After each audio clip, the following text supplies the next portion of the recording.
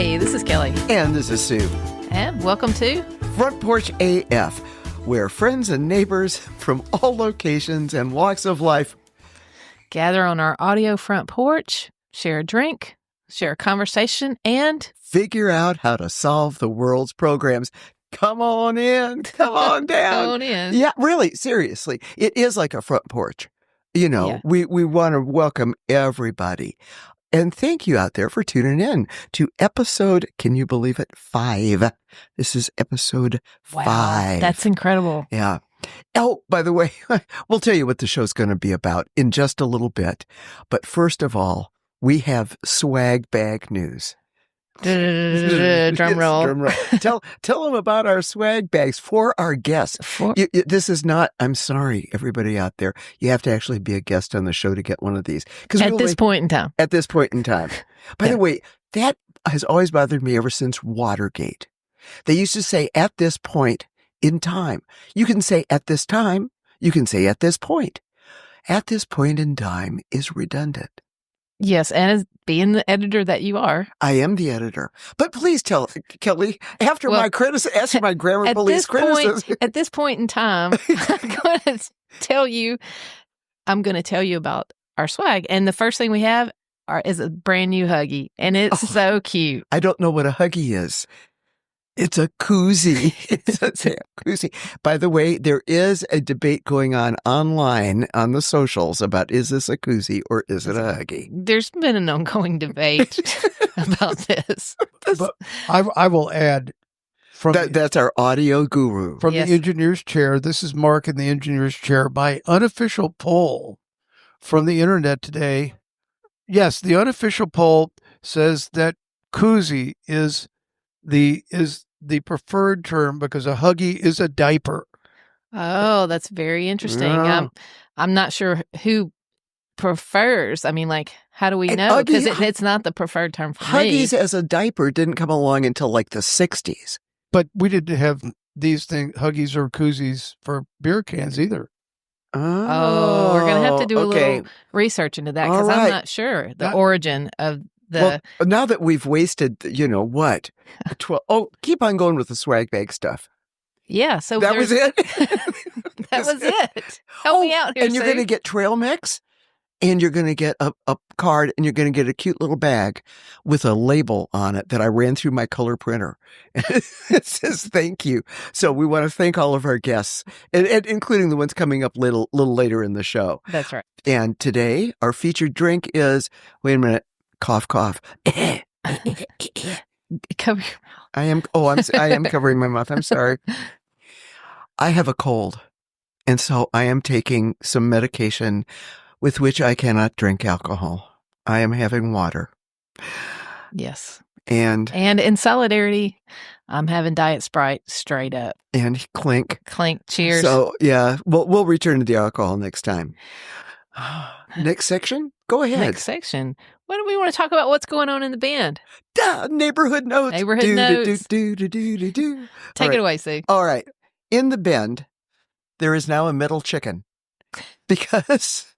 And that metal chicken is at my house on the Bend because about 20 years ago, I drove along Old Hickory Boulevard here in Nashville, and I saw a metal chicken. I loved it. We tried to buy it from the guy. He wouldn't sell it. And for my birthday this year, my husband got me a metal chicken, and I've put it already on socials, but you'll see that if you go to our website, frontporchaf.com. So there you go. Oh, also, I went to a hardware store for a really cool concert. Oh, where was that? Jolton. It's a community about 6 miles north of here. Yeah. And it's an old-fashioned, real live hardware store. It's a real hardware store. It's a real hardware store. Screws and nuts there. You can. Well, yes, you can. But we saw Jonelle Mosser and a big band. So it was terrific. So they have a concert, they have a stage, and people play music while you shop for your hardware. While you shop for your hardware. I mean, why go more than one place? Right. That is incredible. Yeah. And what about your neighborhood notes? Well, I got an emergency call this week, right in the middle of the day. One of our neighbors who will remain nameless got their 0-turn radius mower stuck in the ditch. And so it was kind of precarious. So I had to run down there in the ATV and get the tow strap, and we had to yank her up out of the ditch. So it's a woman. It and is. She drives a 0-turn radius mower, and it's on the bend. Okay, that narrows it down to about 2,000 people? Yeah, only about 2,000. All right. But we got her out safe and sound, but it was like, I think it was on 3 wheels at one point, because like in the ditch, and had to come up a hill and turn it back really sharp, and kind of precarious. You know what could have helped with that? A big earth-moving piece of equipment. An excavator.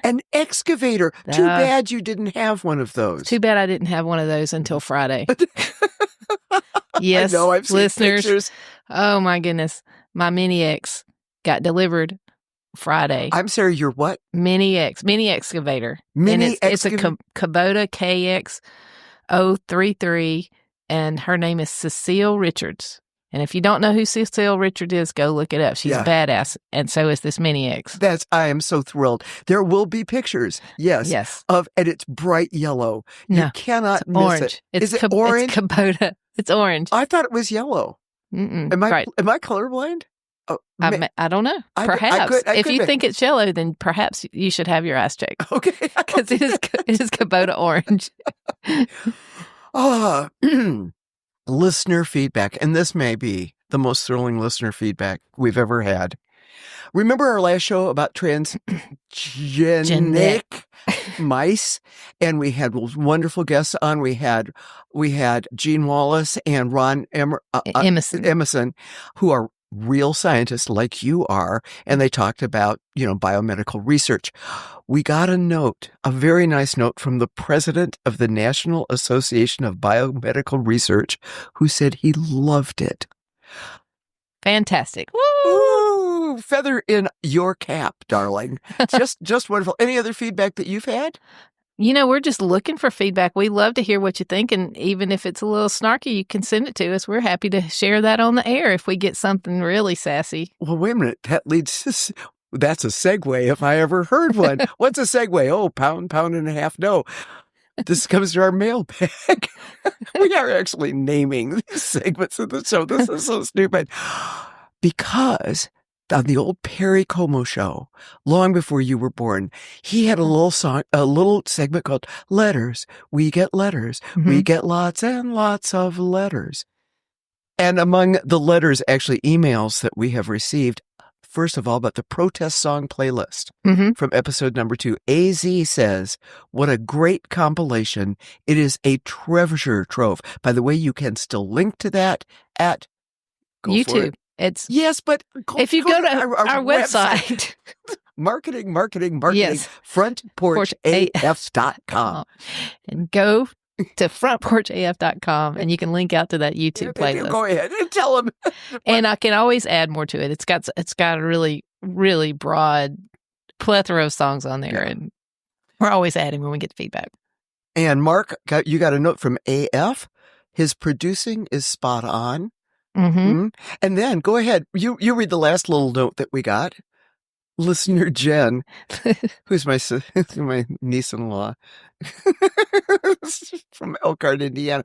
Okay, it's not on my page. You read it. It's not on my. Oh, she asked for my recipe for stuff and muffins, to which we referred in our last episode. It will be up on the thing. Okay, website.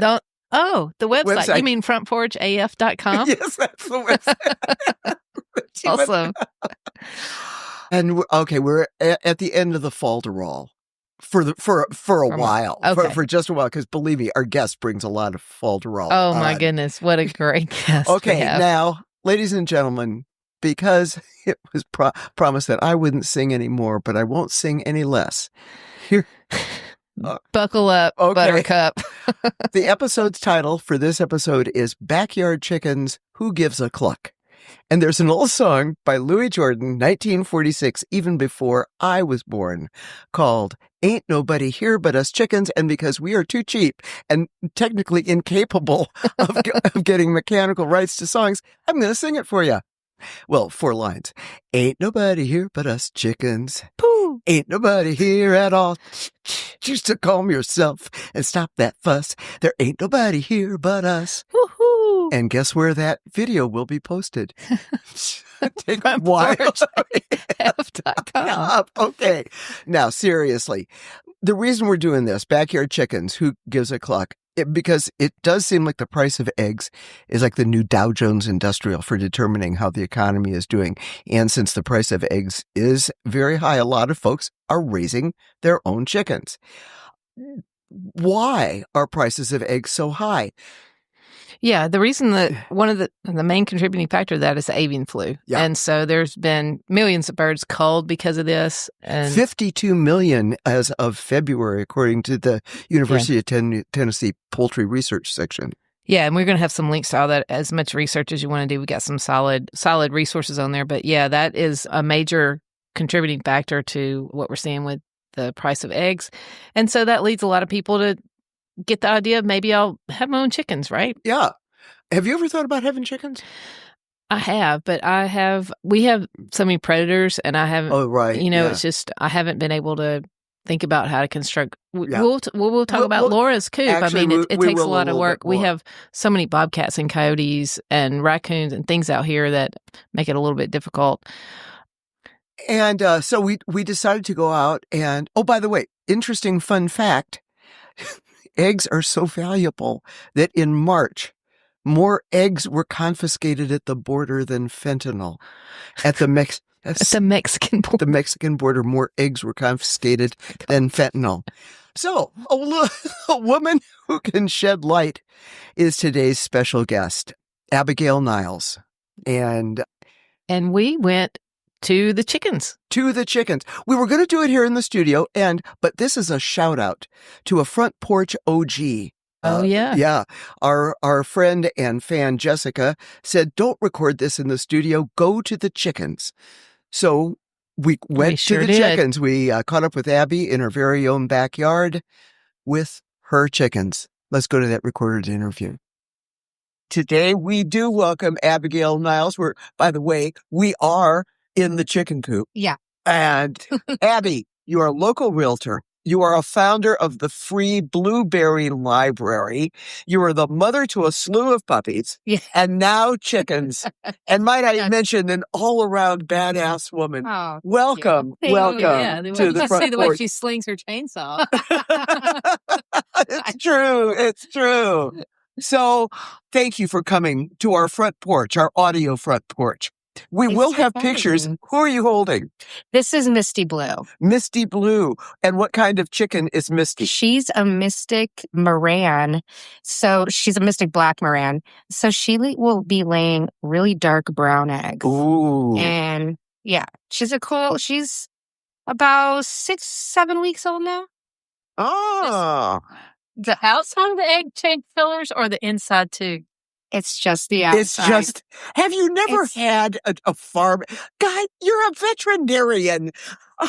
Remind me never to take my chicken. I actually have a rainbow of eggs right by us in those cartons. It's true. And because I know that the green ones, we are very fond of the green ones. Aren't those what's her name? Peggy Lee? Yeah, those are Peggy Lee's eggs. Oh, okay. Yeah. Anyway, obviously, I have had your eggs before. We are devoting this section of the show to backyard chickens. And all right, my first question is, what in the world made you think, wouldn't it be fun to raise chickens? I'm not sure, but I've wanted chickens for a few years. And last year wasn't necessarily the ideal time, but I was in Tractor Supply. And, then when they had the little baby chicks, you're just looking at them. And then I was like, oh, they're like $4.59. And then I got some bedding and I knew I had a big tub for them. And so I left Tractor Supply with everything I needed, including their food, for about $45 with 4 chicks. And I was like, this is going to be great. This is going to be great. This was the easiest thing ever. That's it. That's how it starts. I think sounded like a good idea at the time. A lot of urban chicken owners. I think that's how it started. Well, listen, I actually ran across a study by the Alliant Credit Union, which said that a startup for a coop, stock, supplies, costs about $600. Yeah. It's getting, by the time they're starting to, they grow so fast. And then suddenly you're like, oh, I need a bigger container. And then suddenly you're like, I got to get them out of this laundry room. And then for me, because I'm a do-it-yourselfer, I went and bought a bunch of lumber and I started constructing this, chicken castle. So probably then all of a sudden my total from $45 went up, closer to $700-800. Which is why you charge $112 for a dozen eggs. That's why they go for that much. Yeah. Well, anyway, tell us about the joy that which I know you find when you post and you bring your chickens to meet people. Pardon me. We've met this one, but tell us all your other chickens' names. Okay, so this one's a baby who's I think she's 6 weeks old or so. You met them when they were little floof balls. They grow very fast from that. So this one is Misty Blue. Then we have Gladys Ray and Annie Mae, and those are the golden laced white and nets. So those, I call them twins because they'll be the same. And those are the ones that are 3 weeks old, not laying eggs yet. Obviously. Yeah, these are the young ones. Yep, these are the young ones. They're not laying eggs yet, and they won't lay eggs for a long time, but we'll get into that. And then the girls, the big girls. Yeah. So I have Tammy Faye, and she's a buff Orrington, and she is my champion layer. She even laid through the winter, which is rare. Wow. And then I have two, the Barred Rocks, which are Norma Jean and Mary Louise. And then I have 3 Americanas, which are sometimes just a barnyard mix. And that's Peggy Lee, Amber Lynn, and Ethel Ann. And we will have pictures on the website. So, Abby, you've got all girls. Yes. How did you manage that? Because when they're chicks, how did you know? So you can go, when I went to Tractor Supply for the first ones, there actually is a way. It's hard and there's experts at it to sex chickens. But when you go to Tractor Supply and it says straight run, you want to stay away from that if you are living somewhere where you're not allowed roosters. A straight run means you could get 5 roosters in one hen.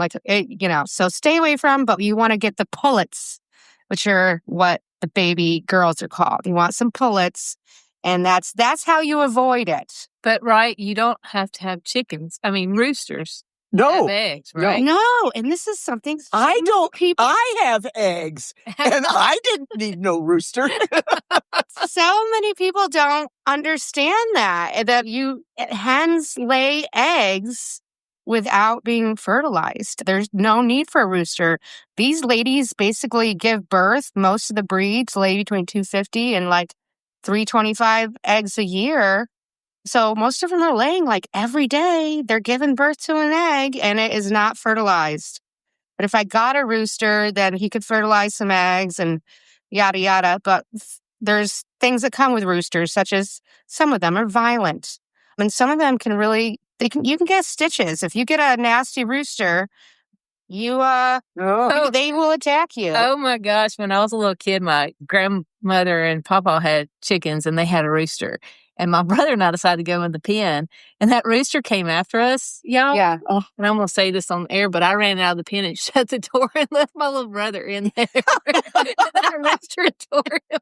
No, I mean, he didn't want him to follow you. No, they have, you can de-spur them. But yeah, you will find a lot of free roosters on Craigslist. Not just because they can't do anything with them, but because they're nasty. But they do protect their hens. They will even show their hens when so they pimp their hens out. Yeah. I'm sorry. Yeah. Hey, sex work is real work. Well, I know. Listen, your joy is absolutely contagious. Seeing your chickens and knowing how much you love them and enjoy them. And is there anything you would do different? I would just be more independently wealthy so that I didn't have to, build things. And, actually a couple things I would do different is get something I would have under their run. I would have it so the grass couldn't be pulled out of the ground. Because right now their run is muddy. And so I put straw down. But they like to be on grass. Now, last summer, I let them be free range. Yeah. That's a mistake. Why? What happened? Oh my gosh. So if you let them, besides the fact that they can jump this fence, the 4-foot fence, and get out, they will go and everything is a dust bath to them. So if you have a big flower pot, they're getting in it, they're digging up whatever flowers are in there, and they're making it into a dust bath. And that goes for all your raised beds. That goes for everything. And that's why they have a very big run, because right now I'm letting them out. I don't have anything really started too much in the ground for vegetables and stuff. So I'm letting them out a little, but they will tear it. They will tear up. If you have something nicely mulched, like my shade garden, they're just going to move that by like 4 feet. They just rip everything up. So I do let my girls out some, but they have a big run. Yes, they do. And now I am going to be making something so that they can not get straight to the ground, but they can eat grass, but not tear it out of the ground. I'm going to make them a little kind of screened flooring so they still get that, nutrition out of the ground. And I got to tell you, your eggs, well, all of the backyard chicken eggs from people that I know are absolutely delicious. They taste different. Yeah, I mean, they really did. It's like a homegrown tomato versus at Hot House. Oh, absolutely. There is just something, they're better, they're a deeper orange color. They vary in size because they're different breeds chickens.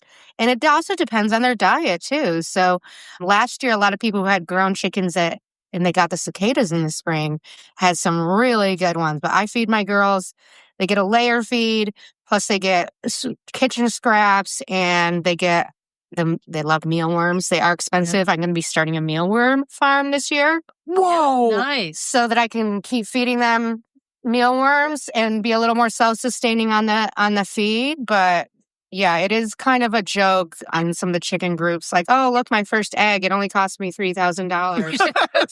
Because the girls I got last March didn't start laying until the first week in September. Oh man, so it's 6 months of feeding them. So people people get chicks and think it's cute. And then also they poop 20 to 25 times a day a piece. And you have to clean up after these girls. And people just think cute little chicks have, they think it's like a dog that like poops maybe once or twice a day. No. These things are messy. These things are messy. Your poop. Do you put it back in your garden? I do, because I use really small shavings, almost sawdust-sized shavings, especially now with these new girls. And then I put it in my garden beds for them. And that's pretty much what I do, the same with the girls in their house, the big girls in their house. So, do you do anything with your horse poop? Kelly. I spread mine out across the pastures. I have a spreader that does that. But anybody that wants horse shit, come on by.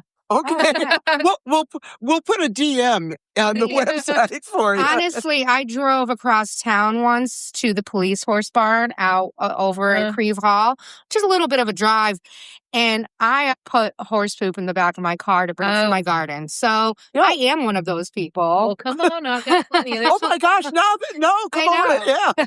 So, Abby, what do you think? Was there anything that was like big, something you didn't expect after you got these chickens that happened that you just weren't prepared for? Gosh. Anything weird happen with them?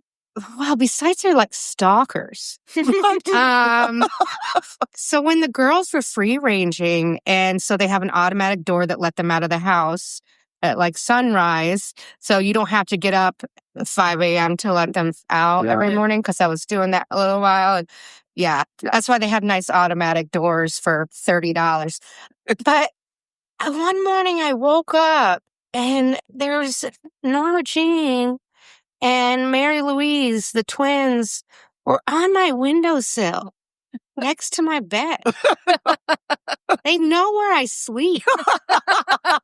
And it like continued. Like they would be there making noise, like, come give us some treats or food.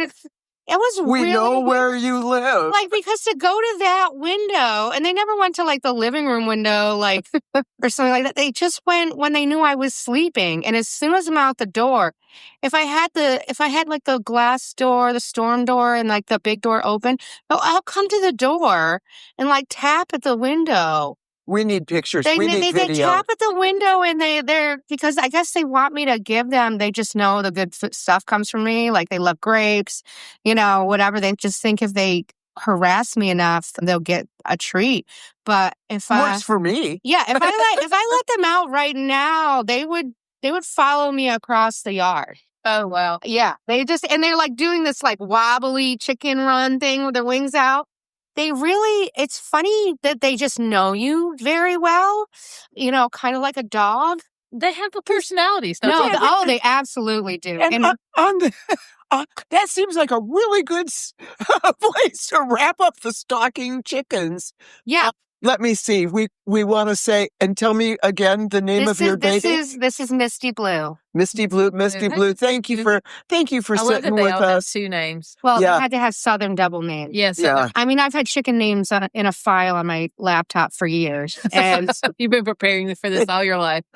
Oh, Abigail Niles and Misty Blue and the entire hen house. Yes. Thank you for coming on the front porch and telling us. We'll have lots of links and lots of photos on our website. Thank you, dear. oh, thank you. Thank you. All right, we're back in the studio. And wasn't that a fun visit? Oh, Abby? gosh, that was so fun. I had no idea that chickens could be stalkers. Yeah, I can see a meme in your future. Yeah, I think By so. the way, and this is part of the reason we love doing this show is because it offers us an example of what to do to take action. Yeah. Okay. And go for it. Yeah, just if you're thinking about get chickens, some of the things that we didn't cover in our conversation with Abby around, bird flu is one of the impetus for the egg prices going up, and might be you guys might be thinking about getting chickens. And if you're doing that, chickens do get sick. You're going to need to be thinking about how you might want to take care of your backyard chickens. There are veterinarians that go Google it. There's a poultry website. They'll tell you veterinarians in your area. They'll take care of your chickens or help you with your chickens. Your extension agents help with chickens and chicken health. And then if you have a chicken that dies, and if you're a farmer, this is something that farmers have to deal with. We have the circle of life, and things will get sick, and you will have chickens that pass away. Check in with your vet. If your chicken is showing signs of coughing or sneezing and are swelling around their eyes and things, you might want to send that to the state lab to get tested so that you know whether or not you may have a bird flu case, and you want to know about that for your other chickens, for your cats, for yourself. And in today's atmosphere, we want to make sure. I'm going to go and I'm going to urge my lawmakers to fully staff the U.S. Agricultural Department's testing and research. Yeah, because they are under the gun and under pressure, and we cannot let that testing and research die. Interesting thing about bird flu that I didn't know, one of the ways to manage it is manage bird feeders responsibly, clean and disinfect, because wild birds have bird flu. And that's something that I had to come to terms with. Yeah. Well, I had to know about, I guess. And we're going to post all of this. Yeah, we'll post all of it. Wild birds definitely are susceptible. Our waterfowl, eagles are uniquely susceptible, which is something I did not know that. Yeah, and we have an eagle's nest down there at the end of the bend, so That's keeping right, a close we do. eye on those guys. Oh, the other thing is going to be on our website, and this is the first time we're going to be doing this. This will be a regular feature. We have an extra special bonus. Our neighbor, Laura Jo Amaral, has a 7-year-old flock of chickens that she's been doing, and we went down and visited her. And free range will take on a new meaning when you see the video. And did they hurt you when they chased you, Kelly? No, I put my brother as a decoy. That's right. Anyway, so let's thank Abigail and Laura and all the hens. This is a most interesting, fun thing. Tell them about our upcoming shows. We've got some great stuff ahead. We're going to be talking to my good friend and our neighbor, Robin Nolan, who runs equine therapy program down here in the Bend, and she's coming to tell us all about that. She works with individuals all the way that young kids with autism on the different spectrums, people that are trying to recover from trauma in their life. And most recently, she's been working with a priest who's been working with individuals who are recovering from sex trafficking. Wow. And how they use horses to help these people. And it's going to be really great. You can learn how you can volunteer in these worlds, or maybe even if you have a need, how you can connect and get some help. Or somebody that needs it. And it looks like we're getting kind of like on a regular schedule now. Oh, yeah. Kind of. Because we're not big on schedules around here. Yeah, but it will be no more than every 2 weeks. We might do a special show from time to time, but we will let you know. In general, count on a new show from us at least every 2 weeks, if not sooner. Yeah. Look for us around April 20th. We might be doing something special. 420. 420. Yeah. All dates are subject to change if we decide to do something else. Because, gosh darn it, a lady can change her mind, can't she? Yes, and we're very likely to do that. Okay, and now we have some notes to guide us through the closing of our show. Kelly, what's the first note? Listen, find us on the World Wide Web at frontporchaf.com. Yeah, you can sign up for newsletters, which is we only send you a newsletter when there's a new show. We got some cool photos. We got the show notes. Yeah, and check us out on the Facebook and Instagram. We've got we've posting some content up there that's fun to look at. And soon we'll be on TikTok, won't we? We're soon going to be on TikTok. Yes. We're trying to get on the TikTok. On the TikTok. And send us your ideas for the show. Yeah. Please keep in touch. We would love to hear. You may notice that we don't tweet because we are not on Twitter, but please never Twitter. Like us, share, subscribe, do all those things and share it with their friends. And give us some feedback. We please love the feedback and love to share it on the air. So. Okay. So because we want to do this, we want to have a regular thing that we do to open the show and to close the show. Mm-hmm. And so see if I'm pointing my finger at the top of a page. And I'm trying to follow along with you. I know it's keep up. Keep up. We haven't been drinking on this show. I know. Imagine how awful it would be if we had been. Oh, God, how is my medicine over? Can I have a cocktail now? I think you need one. All right. Okay. So thanks so much for listening, y'all. And until next time when we gather on our front porch, grab a drink, and solve all the problems of the world. Cheers, y'all.